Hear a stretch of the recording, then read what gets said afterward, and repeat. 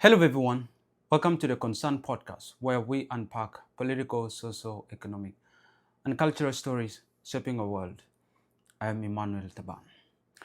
Now, today, Uganda held the presidential or general elections.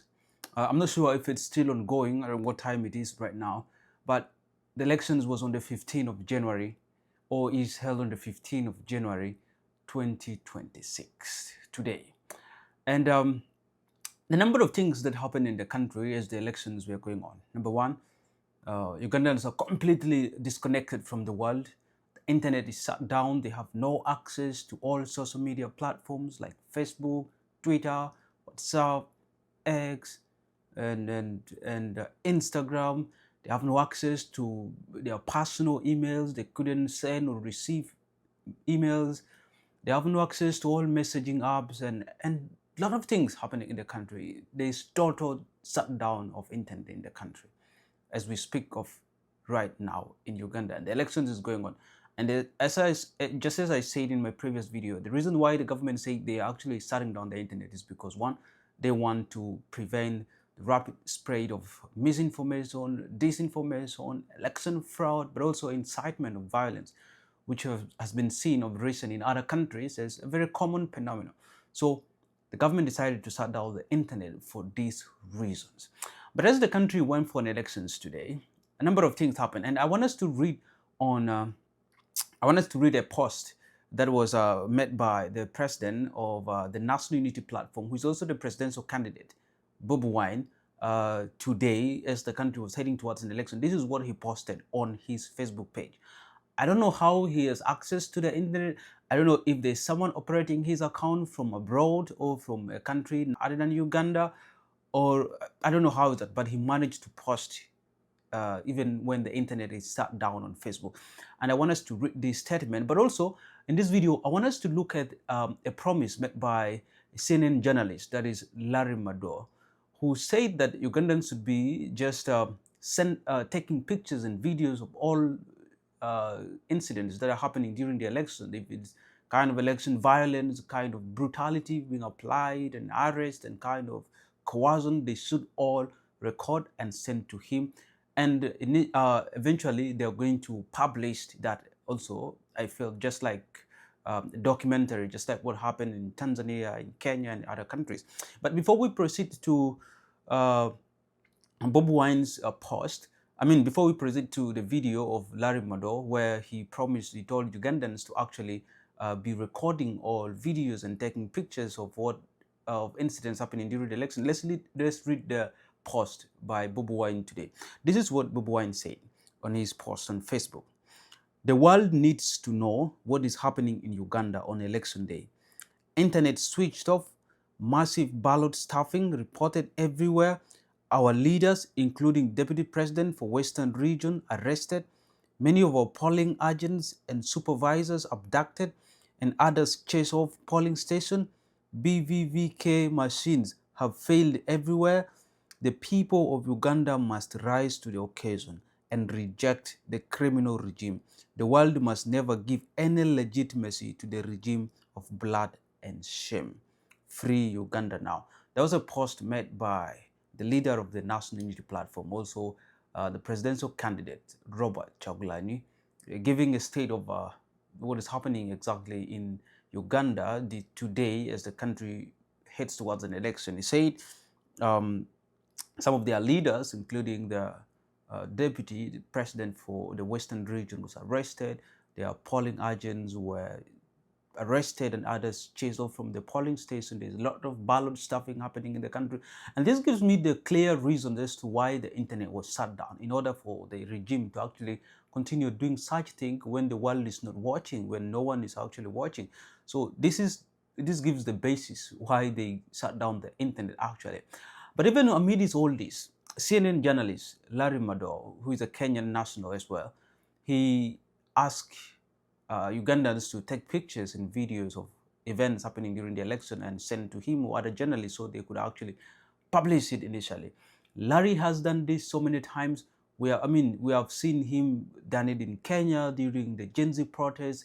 He was there on the streets with Kenyans protesting while taking videos and pictures, and also Kenyans taking videos and pictures. And later on, I think those videos were used to actually release a documentary, which is Black Parliament, and so many stuff, which is a little bit helpful for accountability purposes, though the government did not act to actually bring to book those who shot some of these young people in Kenya. But that was a massive thing done by Larry. He managed to actually compile all these and others from, I mean, videos and pictures taken by Kenyans, so they could actually help do that. He has also done this in Tanzania, even when he wasn't allowed to go to Tanzania. But the pictures and videos taken by Tanzanians actually made them to actually publish a documentary also that covered events and all injustices that were done during the Tanzanian sham election. Even let's look at the video that Larry did regarding the elections in Uganda. Let's watch this. The government of Uganda is shutting down the internet 2 full days before the general election on January 15. But Ugandans, please keep your phones on and record anything the world should know about. When the internet is eventually restored, send it to me, send it to other journalists, and we can report on it. We saw this happen in Tanzania. The government declared a curfew, shut down the internet, and assumed that the world would not know what happened during that election season. But we were still able to report on it because brave Tanzanians recorded atrocities on their phones and shared it with me and other journalists. Good luck. That was Larry Mado. I mean, last month he was in Uganda. He had an interview with the opposition leader, Robert Chagulanyi. He covered a little bit of the events during their campaign, the opposition, or Bobi Wine's rallies. He was there. And yes, I feel he is going to do this again in Uganda. Even when the internet is shut down, Ugandans still have access to their phones. All they need to do is just charge their phones and have power in them. And they take pictures and videos which does not require internet. And later on, they send this to people like Larry, and probably they will have to show the world what exactly unveiled during the election time. Because right now, Uganda is completely shut down. Uganda is completely disconnected from the world. They don't know what is happening in the world, and it's very hard for the majority of the people in the world to know exactly what is happening in Uganda for the last 3 days. It's very hard. In the previous election, the same thing happened. The internet was shut down almost for 4 days, from 13 to 18. And let's see what is going to happen to this year's election cycle. The internet was shut down, of course, on the 13th this year, 6 p.m. Let's see when it's going to be open, perhaps tomorrow or the day after. Let's see what is going to happen exactly. But it seems like the regime has intentions of shutting down the internet. So it could actually give them the opportunity to do things at will without the world scrutiny, without the world knowing about it. If they want to do things like the way Bob Wine said is happening right now, I feel that is the intention of shutting down the internet. Thank you so much, ladies and gentlemen. Tell us in the comment section if you feel the decision by the CNN journalist and correspondent Larry Mado is a very good one. If you feel he has the right to go and take and actually compile this video and tell the world exactly what's happening in Uganda, write down in the comment section if you feel Ugandans' situation deserves to be known and seen by the world, or whatever. Tell us in the comment section. Thank you so much. This is the Concerned Podcast, and I'm Emmanuel. But before we proceed, I'll leave you with these ads. Before we close today's episode, here's a quick message from our sponsor, Wanted.co. If you've been planning to build a website, but the cost has been holding you back, Wanted.co makes it affordable and stress-free this time around. Whether you are an individual, a non-profit organization, or a business, Wanted.co designs professional websites starting from as cheap as $250.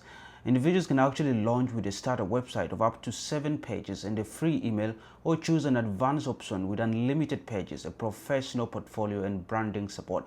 For non-profit organizations, they can select flexible packages from basic websites to premium solutions with e-commerce features and ongoing support. And for business companies, Wanted.co delivers company-ready website with hosting, staff training, and multi-link options, and online stores. And the best part of it is actually that you can build your dream website within your budget. Wanted.co is an affordable, accessible, and professional partner. And to get started, you can actually visit Wanted.co or email them at info at one8.co, or you can get in touch with them through their WhatsApp number at +12265043322. 18.co, proudly affiliated with Jobs to Apply. And if you're wondering of what I'm talking about, here are some samples of website created by one8.co. You can see them right here.